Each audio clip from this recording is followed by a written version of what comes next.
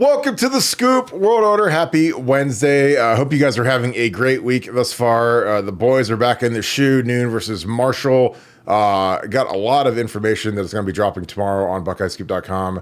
Some very interesting stuff that's been going on the last week and a half at practice. So you got to make sure you remember BuckeyeScoop.com because it is going to be a huge nugget is going to get dropped tomorrow. We're super excited about that. And also, we're going to go through some of the latest and greatest stuff going on with our beloved Michigan Wolverines and their supreme stupidity. But first, as always, we appreciate you guys for being a part of the show each and every night. This is a huge show because you guys make it one. It is growing in all demographics. Again, we've got a very eclectic, awesome group of people from all over the world, which is incredible. Where I see where people are watching from on YouTube, we get this deep analytics report, and it's incredible. Like, it's really cool to see. We've got males, females, we have people from basically every continent, except for there might be someone watching in Antarctica, but it's incredible. And again, we're so thankful for what you guys do for the program. Again, we always ask if you guys enjoy the show, if you could leave us a like, it always helps us a ton. Leave us a comment, say what you like, say things you'd like for us to do more of. We love everything constructive. Anything that you guys want to see, put it in the comments. I read all the comments and I appreciate that. If you haven't subscribed to the channel, please click subscribe. And if you want to know when we're going live, click the alert bell. That is huge. You'll get a little ding on your phone, your iPad, your computer. They'll say, hey, Buckeye Scoop is now live. You guys can tune right in. Super easy. And if you guys want to do something that has been, you guys have heeded the call to action of us growing our Apple podcasts and our Spotify platforms. Even if you love just watching us on YouTube, if you could just subscribe to us on Apple Podcasts, that is huge. Even if you never use it, if you never listen to it, it looks great. It helps us grow the show. The rankings are incredible at this point. We're number ones across the board in every format, and we just want to keep that growing. So again, it's an easy way for you to help us. It takes probably 35 seconds to search and do it. So again, I just appreciate you guys so very much for all that you guys do. And let's get into a great show. I'm going to bring in my man, Nevadabuck. Nevada, where to start? The Bucks are rolling along. Marshall's coach, who is a really good coach. He's a guy that was at Bama. He said that this might be the best team that he's ever seen before, which is, he was on staff when they beat us like a drum in the 2020 game down in Miami when we played Alabama, and they could have scored 100 points on us that night. He was on that staff, and he said that he thinks that this team is better. Now, that might just be rat poison he's trying to feed to our kids. But you also have some stuff on Michigan. Where would you like to start tonight? Well, first of all, we're going to start with, look, if you're not a member of BuckeyeScoop.com, if you like this YouTube, if you like the podcast, and you're not a member at BuckeyeScoop.com, as you mentioned, we're going to have a gigantic team nugget dropping tomorrow. We've got, obviously, all the Michigan stuff we talked about today. We've already posted on the board. We've got some expansion stuff. If you like this podcast, you will love being a member of BuckeyeScoop.com. So that's where I'm going to start. But let's jump. Let's talk about the Marshall stuff just a little bit, and then we'll go to the Michigan stuff because it's so much to unwind, man. I'm so excited about the show. I think the Marshall coach is being nice, but I think you're right. I think he's trying to lure us into the trap of, you guys are the greatest. You're the best team I've ever seen. No one could ever possibly play against you. And hoping it seeps into the guy's head that they come in, overlooking Marshall, and Marshall's able to, hold on and keep a moral victory against the Buckeyes. So I always take that stuff with a grain of salt, but I agree with them. It's the best, most complete Ohio State team that I've ever seen. And I'm going to talk away the idea of a jinx or a flat game. I know that we'll have one somewhere along the way. I've been pretty good at predicting him in the past. I don't think it's going to be this week. I think Ryan's pushing the right buttons. It's not like we have like a huge game coming up the following week. I emotionally, I think the guys will be able to get up. I think they'll be able to recharge coming off the bye week. And I think Ryan's been doing a really good job of keeping the guys motivated, doing some really interesting things, as we'll talk about tomorrow on BuckeyeScoop.com. But no, I think we're going to be in good shape. But when I saw him say that, I just kind of laughed to myself because I'm like, man, that's what the really smart coaches do. They give you no bulletin board material at all. In fact, they just lay on syrupy sweet, and he certainly did that. So that's my thoughts on Marshall. Now let me switch to Michigan. If you're a fan of this Michigan saga, so many things to do. on the Michigan athletics program website right now. This is not a Kirk and Nevada joint. This is a on their website right now. If you click on the bottom of the thing next to their Nike logos and Jumpmans and all the other stuff they got going uh, on the NCAA logo, if you click on the NCAA logo, it takes you to a page that talks about how they are on probation for violations and kind of lays out what they did wrong. This was part of the mandated penalty from Cheeseburger Gate, but it was just great to see it come to fruition. So if you click on that, they get to share their shame with everyone right now, and I thought that was fun. And a second thing is was sent to me by a great Michigan source talking about the documentary, the All or Nothing Michigan football thing. There was a screenshot of Jim Harbaugh standing at the whiteboard, and I don't know if you have a screenshot of that there, Kirk, that you can share with the Yes. group Give here. me 1 second. Let me dig it up and make sure that it's on my. I gotta send it over to my iPad and get this thing up. Where is this stupid thing? Okay, I see it. Here it is. Where is it at? You just yeah, I think that you sent it to me. Email. All right, I found it. Got it. All right, give me 1 second. Let me switch this over to Wabam. So, of course, our logo is right in the middle of it. So, hang on, I gotta unlock the scene real quick and move the logo because the pertinent thing, I actually made it our thumbnail, and I have to move our logo now. There we go. I'll put the Buckeye Scoop at the top for now. So, go ahead, Nevada. I found your photo. Yeah, well, there's all these things. So when you zoom in on that, there's all these little things. If you are bored, you are boring. Fat is the enemy of speed. Who's got it better than us? Nobody, et cetera, et cetera. But then at the bottom, it's got two things that are great. One is a sign of high integrity is not worried about being FOIA'd, basically Freedom of Information Acted. And then, secondly, a fundamental prerequisite of high integrity is not lying. And I just found the fact that those two statements, of all the things that Jesus. Jim Harbaugh would put up on his whiteboard, talking about high integrity and having no fear of the Freedom of Information Act, um, that was just too delightful to pass up and not share with everybody right there because Harbaugh. I mean, you really wondered, like, does he believe this stuff, or is he just one of those guys that's so far gone that he's not even sure what the truth is anymore? I'm not sure where I'm coming down on it, but he's seriously got some mental issues right there. When you go around and you talk about that speech he gave to the media about never lying, never cheating, always doing the right thing, blah blah blah blah. Putting up there, this feature thing, part of his life's precepts is being so honest when he might have been like one of the most dishonest guys in the history of college football. His whole thing at Michigan was predicated upon a lie and living a lie. So I just thought that was just so much fun. Wanted to share that with the board as well. Um, and the last thing on the Michigan thing, I wanted to give a special shout out to Brohio at 11 Warriors who had shared some information. We are all over this Quorums Stallions LLC thing, and we're starting to put the pieces together. This story, everything with going on this scandal for Michigan has been broken basically via podcast, the internet, et cetera, et cetera. And I said last night that thing is there are legs to that, and I absolutely believe, as I sit here right now, that Corms was ineligible, that Michigan played an ineligible player, and if they played an ineligible player, then there's not even a question about vacating, forfeit. First of all, I don't think they become vacated. I think they become forfeits, and then there's absolutely no question about titles and recognition and blah blah blah blah.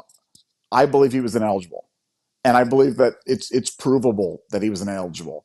And I am going to work tirelessly with many people, again, including the great Baklava and sunglass wearing Brohio, to bring that thing to light because I absolutely believe, upon what I know, that that that there's way more to that story than anybody. I don't think there's been nearly enough intellectual curiosity on that story focused. And I've been as guilty as anybody because it's a complicated story. Because, for a while, you and I even, we talk about it just kind of in general terms about being a vacuum cleaning thing. And it wasn't about vacuum cleaning. It was like a real estate venture, but there's just so many different dimensions to this thing. And so much money flowing through. There's houses being paid off, and there's registered agents and different LLCs being put up, and the dates and the timing on all this stuff is just, it's absolutely uncanny in terms of what was going on with this stuff. And Uncle T's involved. I mean, this was the source of where the money was coming through, in my opinion. And again, I want to shout out Brohai. I want to shout out Justin Spiro, another guy who's just been doing some great work on this stuff. There is an absolute mountain of evidence on this. And I think it's just waiting to be uncovered. It's just waiting for people to kind of get this thing together. And we're going to do it. We're going to get this thing together. We're not going to stop digging until we have the whole story. But buckle up on this one. Yeah, it's very interesting because, again, when you think about, and again, the housing thing versus the vacuum thing, like, people get into these deals, where they buy a building and they rent it to tenants and whatever, but like those things go sideways, man, and those things have dead bodies all over them if they don't work out. Like selling a vacuum, like what's really your downside if you buy 100 vacuums and you don't sell them? Like probably out a couple grand or whatever. But if you buy a building and that thing goes upside down, that's hundreds of thousands, if not millions of dollars. So again, to get into some sort of a venture with the star player on the team that involves, money, and I'm surely taking out a loan or getting financing from somebody or having Uncle T pay for it. Like that, not only does it scream of ineligibility, it screams of just completely unprofessional. Again, like if Carlos Loughlin wanted to do an apartment complex with Trey Henderson right now, like that would be the dumbest thing he could ever do career-wise. Cause again, it blurs the line. And it's even worse if it's some intern. If some intern is like, hey, I'm going to go get our star player potentially to be ineligible because I want to go do some, scheme, and I'll use his name on the company. And, because again, like, when you attach a star like Blake Corum, it gives it some credence. And I'm sure that Blake probably got $1 million in NIL last year. And, you take him over to Uncle T's house and you can see where this thing could go. And then you can also see where it could go sideways real quick if things don't work out. Again, like there's all kinds of real estate deals that go sideways where partners disagree on things or money doesn't add up or whatever. So again, this is fascinating that this was going on in Schembechler Hall with the best player on the entire team and this insane lackey Connor Stallion. So yeah, I don't know. Like nothing surprises me because again, we talked about Jim Harbaugh and we talked yesterday about the culture of non-compliance, but the culture of insanity is just as prevalent in that building where Jim Harbaugh just refuses to acknowledge that he did anything wrong. He refuses to acknowledge that he lied. He refuses again. So when that is, he's the sacred cow. He's the false idol for Connor Stallions. So Connor Stallions, when he sees Jim Harbaugh, head coach at Michigan, again, I worked with Tressel, I worked with Urban. When you see stuff that they do really well, you try to emulate it because, again, like there's a time where you're sitting in that staff room and you're making 17 grand a year and Urban's making 10 million a year. And you're like, well, I need to be more like that guy because that's obviously very effective and he's won 3 national titles and blah, blah, blah, blah, blah. So, with Connor, who's trying to become what Jim Harbaugh is, which is a very successful coach at every level of football he's ever coached at. Big time, demands a lot of his staff, but also like, I think you also pick up the bad traits, i.e. just not living in reality, not living in a sense of, rules applying to you. Cause there's nothing more dangerous than when you're part of a program and the head coach acts like the rules don't apply to him, and again, I worked with Urban, and we pushed it a little bit sometimes, but I mean, he always said, if you break a law, you're fired. You break a rule, you're fired. I mean, he was very clear. Like, if you guys want to go color outside the lines, then you're going to get fired from here. And we had the compliance guys in our building. Like, their office was right in the middle of the building, so we all knew where they were. So, again, we always, anytime we were trying to get some sort of an advantage, doing something in the off season or whatever, we'd ask the compliance guy and say, hey, can we do this? Can we use, we're not allowed to throw footballs in the off season. Can we use tennis balls? No, you can't use tennis balls, but you can use wiffle balls. Or so there'd always be these stupid caveats because the NCAA is a bunch of morons.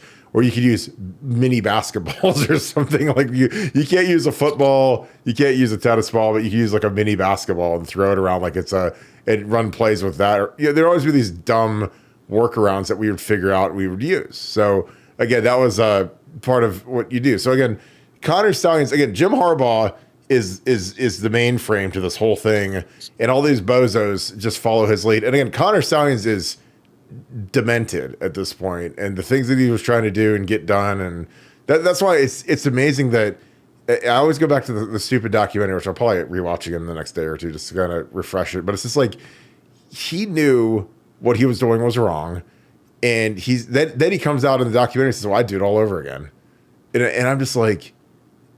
I mean, he's like Jeffrey Dahmer, he's Kaczynski, he's these lunatics, and he just happened to have a video. He just happened to have a film editing software instead of a knife, and so that's the difference between him and it.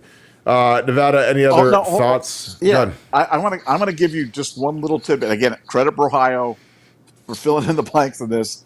Great guy, great information. I'm just gonna give you just one little tidbit for everybody listening out there. I just want to throw this thing out there and just ask yourself, coincidence or not a coincidence?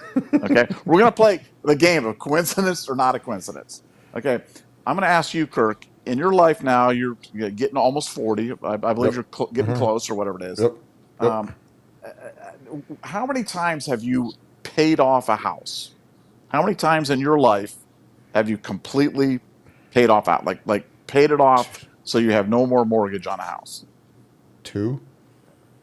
Okay, two times. Yeah, not the one I'm in right now, but the one previous was. But two times. Okay. Would it? So we're going to play the game. Coincidence or no coincidence? I'm going to ask this question to you, Kirk, and you've got to answer it immediately. Is it a coincidence or not coincidence that Corm and Stallions both paid off houses on the same day? Of course not. Of course not. How crazy is that? Of course not. When they're in this LLC with Uncle Tim or whatever his name is, Uncle Luke, Uncle Bob, Uncle T. It's like they both paid off houses on the same day. Yeah, it's like, wow, that sure seems like a big coincidence to me. So Kirk Barton's been alive 12,000 days or whatever it was. It'd be if Nevadabuck and Kirk both paid off. Hey, Kirk, I paid off my house yesterday. Wow, I paid off my house yesterday too. That's amazing. How did that happen? Wow, it's just a big coincidence. It's like so. Because the thing is like if you do that, like I don't know how many people, maybe people say it in private or something, but if I paid my house off, like I'm not going to say, hey, Nevada, guess what I did? I paid my house off. Like, because I don't think it shouldn't be public knowledge and nobody really cares. So it's like the fact that they both figured it out and did it on the same day. Again, I don't know if they're washing money or Uncle T is like, hey, Connor, thanks for beating Ohio State 2 years in a row. Here's a couple $100,000. Because again, like he had a nice house. Like it was like a $300,000 or $400,000 house, like in Ann Arbor, which is a nice neighborhood. So it's only going to go up in value.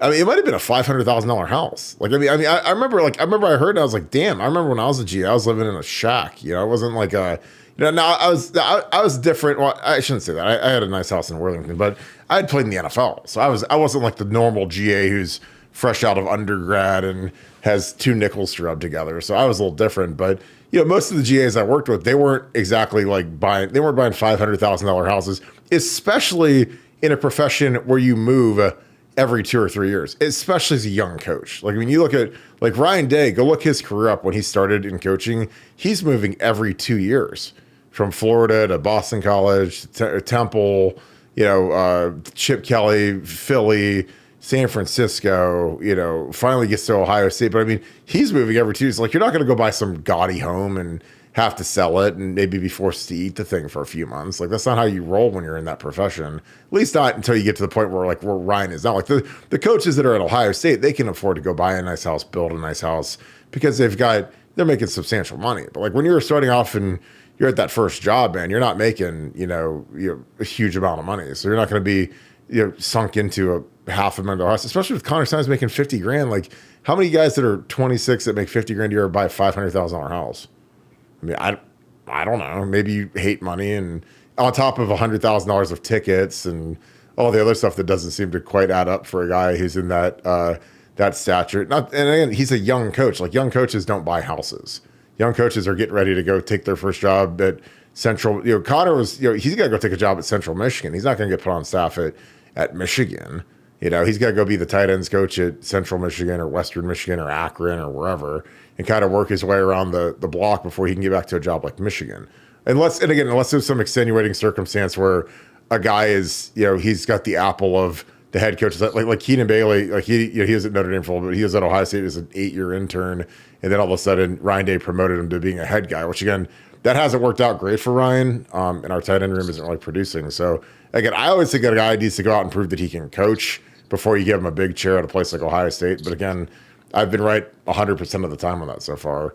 And Brian Hartline's an anomaly because Brian's from here and he played in the league. And, Brian inherited an incredibly good room with Terry McLaurin and with Johnny Dixon and with Paris Campbell. So he had 3 captains in his receiver room, which will probably never happen again in the history of Ohio State football. And then he had Olave as a freshman. He had Garrett Wilson committed. So, I mean, he had and obviously he's taken it to another level. I'm not trying to denigrate Brian, but, he walked into, it wasn't like it was like what Zach Smith walked into, man. It was like Verlon Reed was our starting X, which is terrifying.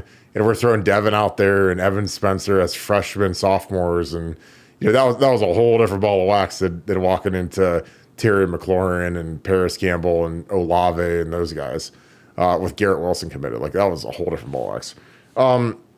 Nevada, where do you want to go next? You touched on the Marshall head coach. I thought that was interesting. Again, I think it's just kind of rat poison to try to weaken the minds of the Ohio State players. Do you have anything else on that? Because he then went into offering an NIL deal at Tudor's Biscuit World, which is one of the finest franchises in the entire country. And it is an absolute spectacle of a breakfast sandwich. And you've probably never heard of Tudor's Biscuit World, have you? No, I haven't. Tell me more. Is it only open for breakfast? Is it just a breakfast place? No, I don't know. I mean, obviously their signature thing is this biscuit, and it's like a cat head biscuit, which is a huge biscuit, and it's really good. Like I literally I don't know if I've ever seen anything like it, but they make these humongous biscuit sandwiches. It's called Tudor's Biscuit World. So I'm actually going to put it up on the screen for all of our Yankees like you that don't know what Tudor's Biscuit World is. But It is the guy. It's so funny. The coach is like, any of you guys that are fast, we have an unlimited Biscuit World thing. But they've got they have regional things like the Thundering Herd biscuit, which is it's like ham and steak and sausage with cheese and egg. And I mean, it's a heart attack in a wrapper basically, but it is really good. And there was always a part of me that was like, why don't they put one of these on campus at Ohio State? Because I mean, this thing would go ballistic at night when you got the drunk kids. I would just have a pickup window. I wouldn't even have anywhere for the drunk kids to sit around. But these things they go crazy. They're good. Yeah, it was funny. Tudor's Biscuit World probably got more free hype over the last 2 days because the clip went viral where he said that, and I thought it was hilarious because these things are legit.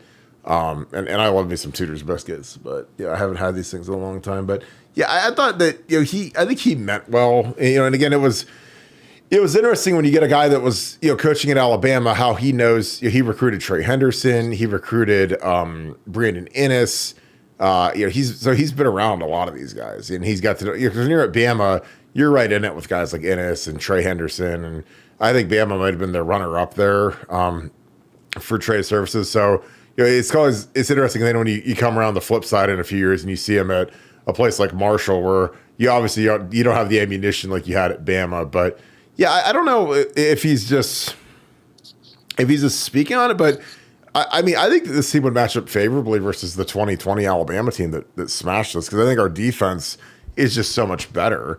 On top of, I think that our coordinator, offensively, defensively, I think that we're just much stronger in all aspects than we were that night where we had the Kerry Combs special of putting Tough on Devontae Smith. And again, I never fault Tough Moreland gets beaten to death for that, but all he was doing was what the scheme told him to do. So just because they decided to put our middle linebacker on a guy that runs a 4-3, that's not Tough's fault. That's why Kerry got fired because of that move. But how are you feeling about this week? Like, I mean, we're getting closer to game time.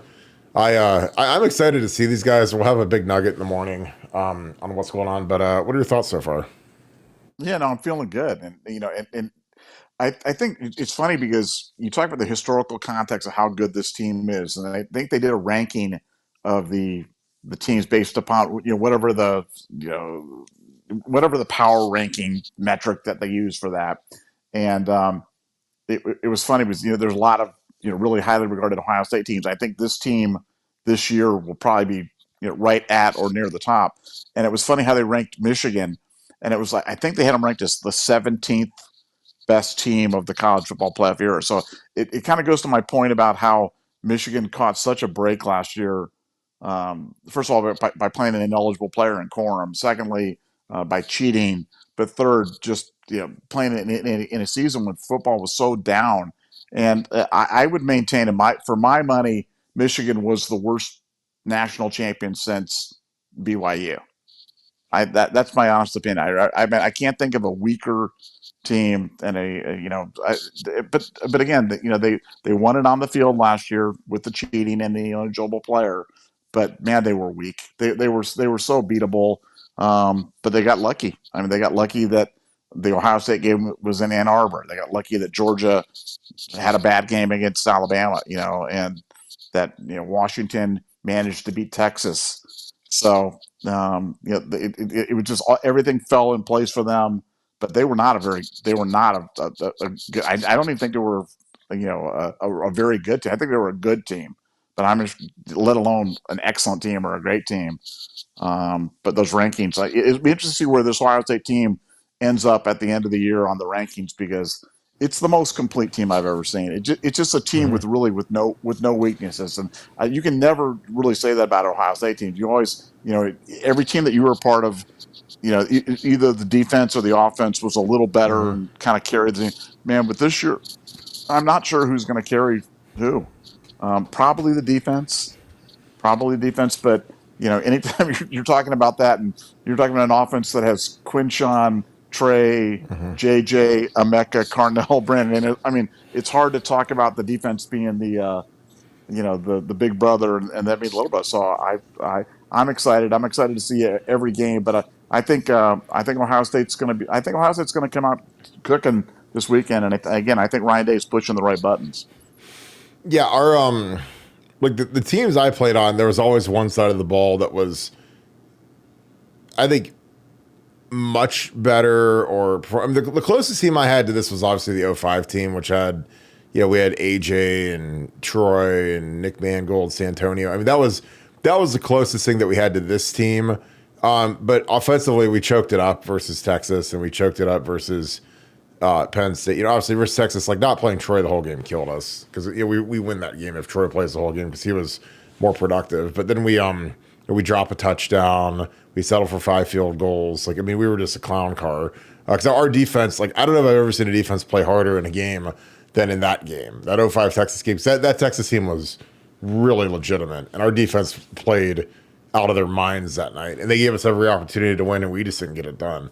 04, our offense was atrocious. 03, our offense was atrocious. 03, obviously, our defense was really good because it was most of the guys back from the 02 team.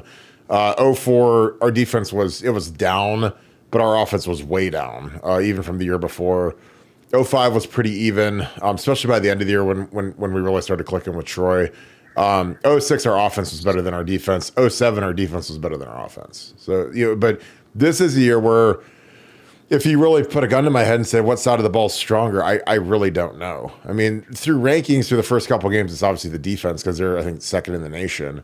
But, I don't know. You got to get through some real teams and some real opponents. But I love the direction of this offense. There's nothing I've ever loved in the history of Ohio State more than Chip Kelly calling the plays, because it's a joy to watch. And I know that he's gonna mess with defensive coordinators every single week, and like he loves doing that. He loves messing with those guys and doing all kinds of crazy stuff. And again, we ran 4 tight ends, and this week we'll run some other wingding stuff that he'll just want to get on tape to mess with these DCs and these GAs that have to, they have to input, and they have to say, well, they ran this 3 times versus Marshall, so we better get ready for it. We better try it out, if we run unbalanced or some of the other crazy stuff he could do. So again, I watch a ton of his tape, and I sit there and I'm just like, I don't know how you defend that. That's so hard to defend. Like if you said, Kirk, give me the perfect call versus this formation and this play, what would it be?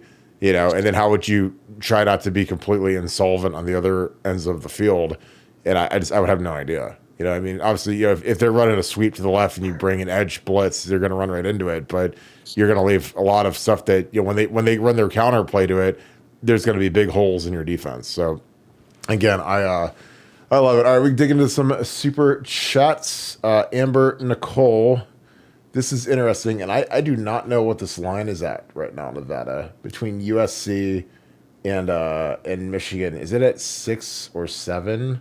I'm not sure. It's at 6. At least the last time I looked at it. The last time I looked at it was 6. Yeah. How are you feeling about it? I mean, are you hammering SC cover City? I mean, I'm not hammering USC, but I got a bet on USC. But the only thing that's keeping me from hammering it is just that I'm afraid that my emotions, are getting the better of me on this. I felt the same way about the Texas game. I mean, had a good sizable bet on Texas, but it wasn't as big as I would have under normal circumstances. But I mean, Michigan can't stop the pass. No. And USC throws the ball. I am telling you, they throw the ball as well as anybody in the country. Mm-hmm. They can really throw the ball. And Lincoln Riley giving him 2 weeks to prepare for this.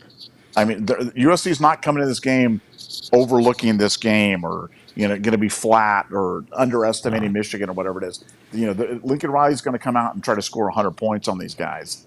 And I just don't think Michigan can stop them through the air. And we know how bad the Michigan offense is. They're going to really struggle to score points. And I think USC wins by 3 scores. Well, I think, like, for me, when you're SC and this is your kind of first foray into the Big Ten, like, you want to make a statement. I've played in the Big House. Like, there's no way you can go into the Big House as an away opponent and not be jacked up, ready to go. Like, it's impossible because it's you come out of that tunnel. And again, they've got the most idiotic design in history because both teams walk out the same tunnel. So, we went up there and they'd always act like morons because, again, they're a bunch of, I mean, their Michigan General Studies degree is basically like a GED for college. So all the general studies guys would be out there yelling and barking, getting ready to lose to us. And so you're always motivated and you're hyped and you listen to their stupidity. And so I think SC is like, I think like when you're these teams and you're officially part of the conference, I think that they want to come out and make a statement. I really do. I think that they want to put it on them. And again, they've played Michigan before, and it's kind of like Oregon. Like, Oregon, obviously, they came here a couple years ago, beat us, and we're going to Allston this year. But, these teams that are like being absorbed by the Big Ten, they want to make a statement that, hey, we're not, these patsies from the West Coast that are just chuck and duck on offense and soft and whatever else you want to use to describe those teams. So I think they're going to try to hammer them. And again, I think that now that they're actually playing defense, it's going to be real interesting because they've always had athletes. Like, SC is, like I've said, they're one of the 5 most glamorous programs in the country. They always have been. And for some reason, they fell by the wayside when they didn't have the superstar coach. But, the reason you can go out and get a guy like Lincoln Riley, who I think is the best quarterback developer in the entire country right now. I mean, him and Ryan are like 1 and 1A. Obviously Lincoln's got, more number 1 overall picks with Kyler, Baker, Caleb Williams, Heisman's, whatever. But I think that, he's going to have something schemed up for Michigan. And I think that when you look at that defense and that back end and the lack of edge pass rush that they have right now, it's going to be terrifying. I think Miller Moss is a very underrated quarterback. I think that he can throw it all over the lot. And I think it's going to be fun to watch. Like I said, I love Michigan being terrified of these teams, and like the bluster is now officially gone. They're not champions anymore. They got smashed by Texas. Quinn Ewers ate him for lunch, and again, there's nothing better for Lincoln Riley to study than Texas, because Texas, they do a lot of the same stuff. They're going to be spread out. They've both got great quarterbacks. Quinn Ewers is, I think, the best quarterback in the country at this point, and they're going to use a lot of the stuff that hurt them. That's the thing. The benefit to being the second team to play, the way Texas went and then SC went, is like you can expose a lot of the weak underbelly of Michigan's defense, and Texas did that. Because again, Steve Sarkisian, for all of his stuff off the field, is he's a tactician, man. And when you watch him call a game, if he smells blood, man, he's going to tear that thing apart. And they did. And I think SC's going to be right on the same kind of on the same loop. On Nevada, are there any other games that intrigue you? Again, we've talked a lot about Indiana. I think Indiana is really coming along, and that's the second to last game before Michigan. And I'm not nervous about it, but they're really physical. I was watching their tape today, and those guys get after teams, and I think they're going to be exciting. Are there any other games that you're looking forward to this weekend? Well, Friday night, I got a bet on Syracuse because Burt Carton talked me into betting Syracuse against Stanford on Friday night, so that will definitely get my attention. We're betting on the Stanford traveling across the country, playing on a Friday against Syracuse thing, and even though that line's really moved, the money line stuff has really moved down on that thing, so we're getting reverse line movement on that. Yeah. I think the line's down to 8 towards Stanford. It went from 10 to 8. Wow. Yeah. I mean, that's so kind of surprising. I mean, are you surprised by that? I mean, I just didn't study the game that much, but I don't, I mean, I look, I think Kyle's, this is a perfect game for Kyle. I think if they can protect Kyle, he should be able to throw it against them. I mean, Stanford looks like they're vulnerable to the pass, and I'm on Team McCord on Friday night, so let's go Kyle. Throw lots of touchdowns so Nevada can continue to live the lifestyle which we've become accustomed to. So we don't want to start sending the kids to community college, call it the kids away at the boarding school, but like, guys, come on home. No more club hockey for you. You have to join the garage league, in-house beer league, the Junior Kings. Exactly. the beer league on Thursday nights. Yeah. They play from midnight to 2 a.m. Yeah, and nobody's a bigger Ohio State fan this year than Derek McCord. I mean, he's a diehard. He's rooting hard for Ryan Day to do great and win every game. He's like, yeah, let's go. He's like, let's go Bucks. Let's go Bucks. I know. Yeah, rooting for Kyle is great. Rooting for him is not great, but rooting for Kyle is. I like Kyle. I've always liked Kyle. I liked Kyle last year. I thought we could win with Kyle, despite his limitations. But I love me some Will Howard. I love the running quarterback. I love the return of the RPO game, and I completely agree with you. Chip Kelly calling offense is crazy train. And one of my life's things was I wanted to see Urban Meyer's. Before Urban Meyer was ever here, and we were living through the years of the Trussell offense. Again, deadly effective, but really boring as a fan. And we saw, Meyer running the triple option out there, and we're like, man, can you imagine Urban Meyer at Ohio State with all his athletes? And then we got to see that.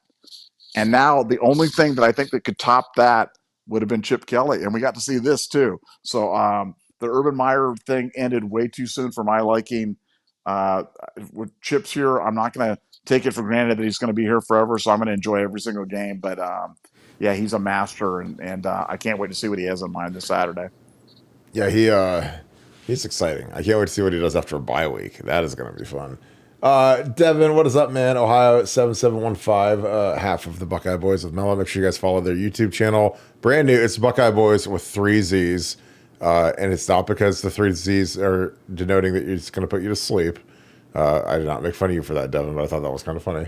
Thanks for the D's. Thank you for being a wrench as well. Nebraska-Illinois is an interesting game because our old buddy Dylan Raiola is looking pretty good, and Nebraska is one of those runaway hype trains. They're kind of like last year's version of Colorado, where Colorado beat like TCU, and then all of a sudden like Jay-Z and Beyonce and P. Diddy and Jeff Epstein had to go to all the Colorado games, like the USC game. They're all on the sideline, and I think that bubble is going to burst pretty quick here. But I don't know who's going to do it because I don't think the Big Ten's very good this year outside of Ohio State. I think Ohio State is an absolute supernova.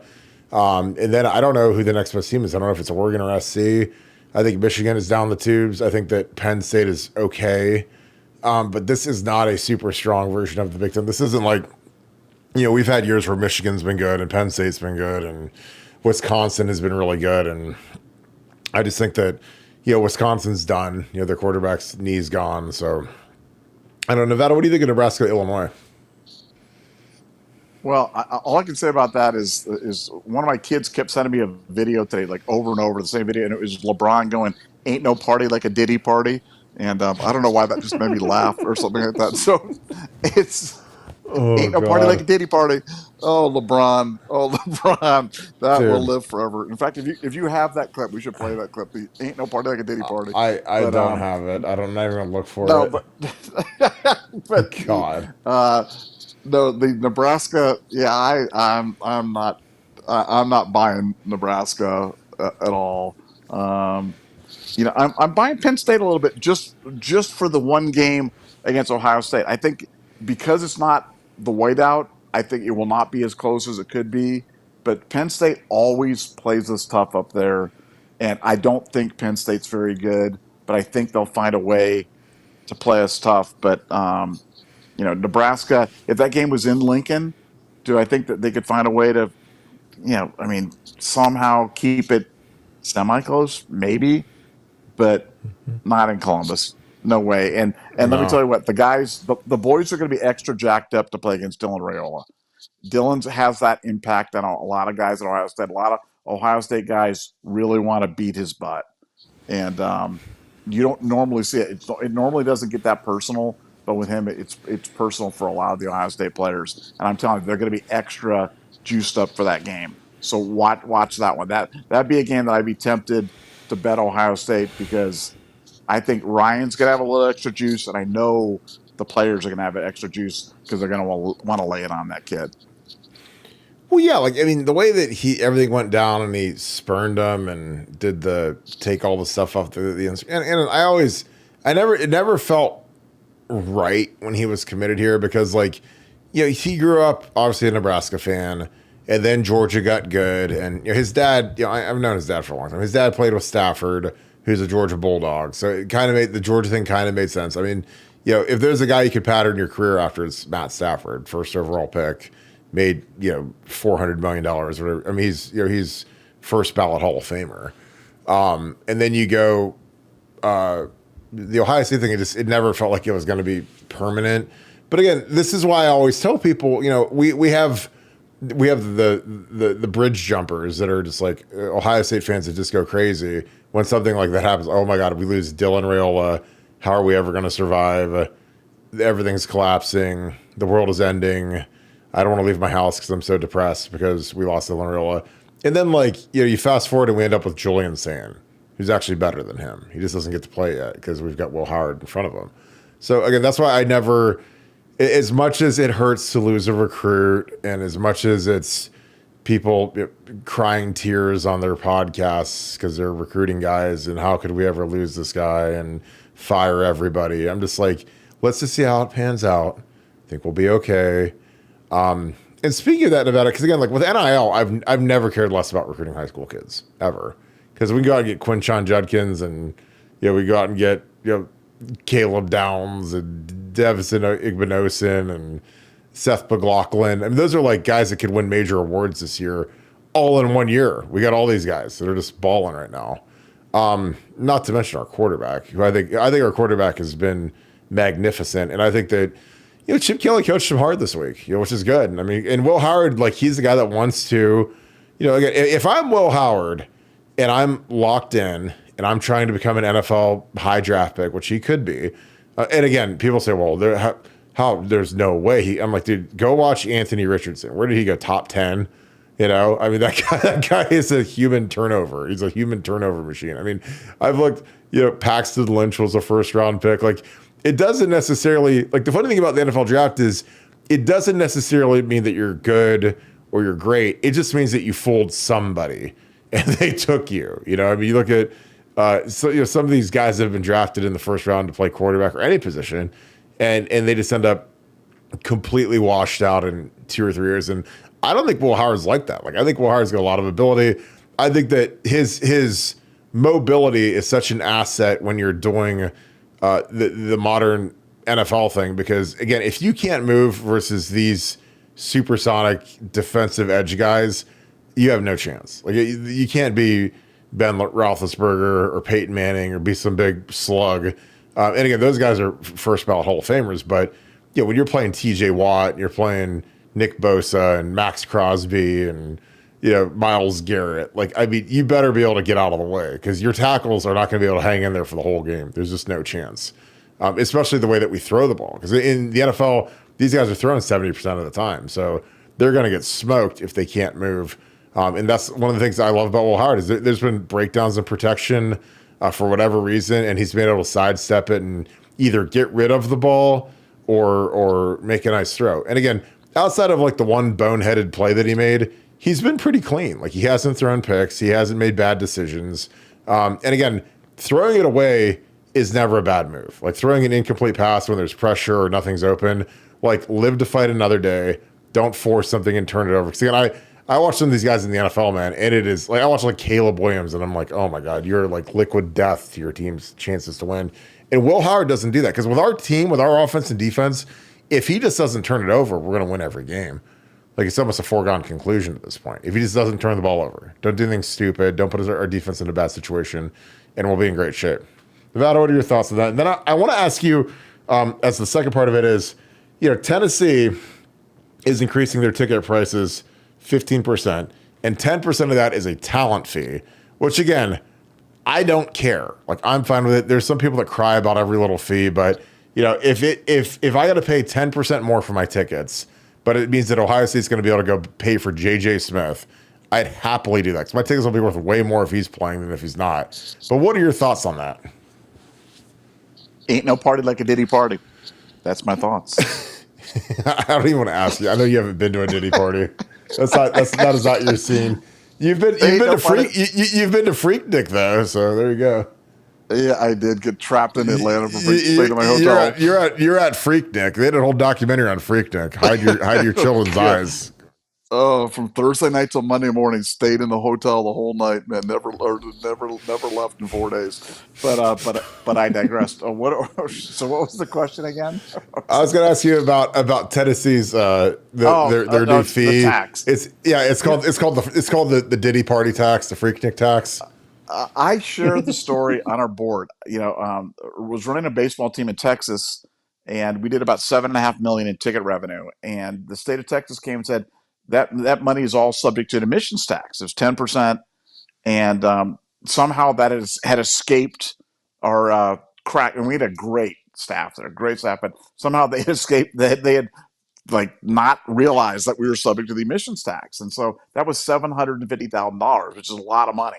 And so we had meetings about it, and the guys are like, we just have to eat it. We can't raise ticket prices 10% in the first year. The people will go crazy. You can't do that, blah, blah, blah, blah, blah. And I'm like, look, guys, just take the invoice, and at the bottom of the invoice, just add 10% and just write State of Texas admissions tax. And if anybody calls, just say, there's a State of Texas admissions tax, and that money goes to the state of Texas.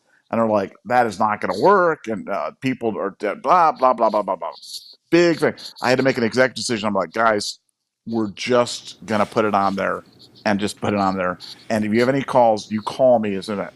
You know how many complaints we got about that, Kirk? Zero. We got zero complaints about that.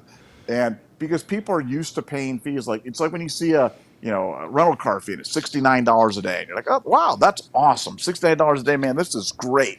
And then you go there and they're like, refueling fee, convenience fee, water fee, the fee, and it ends up being $169 a day, or every hotel room that you ever, it's just the nature of the world that we're in. So do I think that's right that they do that? I mean, I think it's clever. I think it's probably the least offensive way to do it. And if I knew as a fan, if they were saying, look, 100% of that money is going to go directly to our NIL fund, which is going to go to pay for players and, which enhances your enjoyment. I think that's the way to go. I think that's the way to go because, you know, it's, I think people understand it. People get it. I'm not advocating for, price increases or ticket increases. I know that stuff's going on, a lot, but we are in a new era of kind of pay for play and pay for entertainment. I actually think it's a clever way for them to handle it. Yeah, I think that there's so many fees that are tacked on to basically everything now. Again, it's like we always joke about like the gratuity thing where they spin the iPad around and it's like they magically add like 10 or 20% to their bottom line by just having, yeah, if you get a hot dog at the Blue Jackets game, you're supposed to tip when they just hand you a hot dog. Like they're not your waitress. They're not bringing it to you. And like, that's one thing. But if you just go to the counter and you get a beer and a hot dog and it's $20 and then they spin the thing around and it's like, would you like to add 20% to that? It's like, sure, I will. I'd love to. I'm charmed. I'd love to give you another 20% for handing me a wrapped hot dog. But it's just a clever way to add money. And again, I think Tennessee's going to be the first mover on this because they're sharp. And you can bet everything that you'll ever own that Ohio State will be applying this 10% fee or 15% fee or whatever, or they'll just jack the prices up. Because the thing about Ohio State is the tickets are so hot that if you don't buy them, it's like with like a suite. Like if you say, well, I'm not going to pay for the suite or whatever, it's like, well, there's 6 million people right behind you that are ready to buy it and take it right off your hands. So when you've got demand like they do, then it works, because people love football, they love sports, they love, when there's stuff that people love, if there's a little nuisance fee added to it, it's not going to stop them. Like if you go to Twin Peaks or Buffalo Wild Wings and you have a beer and they add a service charge of 10% to a $4 beer and it costs you another 40 cents for a beer, then you're not going to say, well, I ain't drinking that beer for that 40 cents. Like people just blow right past it. And again, that's just the law of the world at this point. All right, Nevada, we could wrap this thing up. Any final thoughts? No, just man, these Michigan scandals just keep getting more and more delicious, and I'm like as excited as I was about Cheeseburger Gate, and as excited as I am about Sign Stealing thing, which has been just a great one. Man, this Quorum LLC one, I want to get to the bottom of this. I want to see exactly what was going on here because I think this one may be bigger than all of those ones, and I have a feeling that this is something we're going to be talking about for quite some time because it's quite, there's a lot of money flowing through this thing, and we got to find out where that money was coming from and why it was going there and what the heck was going on because it's not insignificant amounts of money that are flowing through this thing, and that's very interesting to me.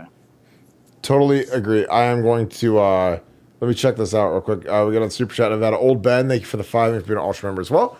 Go Bucks. Fun fact: Doug Phillips, who worked at Ohio State and is now Youngstown State's head coach, was my junior high school principal in 2011 at a small northeastern Ohio school when he was taking a break from coaching. That is interesting because Doug was like a quality control coach type guy when I was there in 2006. And then he bounced around and he went with Luke Fickell to Cincinnati, I think as his running backs coach, maybe. And now he's the head coach at Youngstown State. Yeah, that's interesting. That's kind of funny. I mean, I feel like there's a lot of coaches that they go kind of round and round. And when you get a little bit older and you're just like, is it really going to happen? Am I going to get a break? Am I going to get to be a position coach somewhere? Or should I give up the ghost and go work in education or go work in some industry or whatever? So that's interesting because I know Doug left for a little bit. I wasn't sure where he went. So he's a good guy. I mean, he's done a decent job up at Youngstown State. I mean, it's a tough gig now. I mean, coaching 1AA in the transfer portal era is like you turn your whole roster over every year because those kids all want to go to 1A. They all want to go play at Akron or Kent or whatever, and they can transfer out if they're any good. So it's a tough gig. Nevada, you have any thoughts on that? Again, Doug Phillips doesn't want to trust his guys. That's why he got that job. Any thoughts on that? No, look, I love seeing guys kind of move around there, and it's always fun to see people with Ohio State connections kind of moving through there, and good. I hope he does. I hope he does well. I really do. Rooting for him. Tough job, but those Ohio State guys they're resilient. They'll find a way. Absolutely. All right, we can wrap this thing up. Appreciate you guys. Thank you guys for being a part of the show tonight. Hope you guys had a great time. If you guys enjoy this content, please leave us a like, click subscribe, also click that little alert bell. Again, we appreciate you guys tuning in each and every night. Another fun show tonight. Again, we appreciate all that you guys do. If you guys enjoy this content, please leave us a like, click subscribe, also click that little alert bell. If you guys want to do something awesome, and again, you guys are awesome people, subscribe to us on Apple Podcasts and Spotify.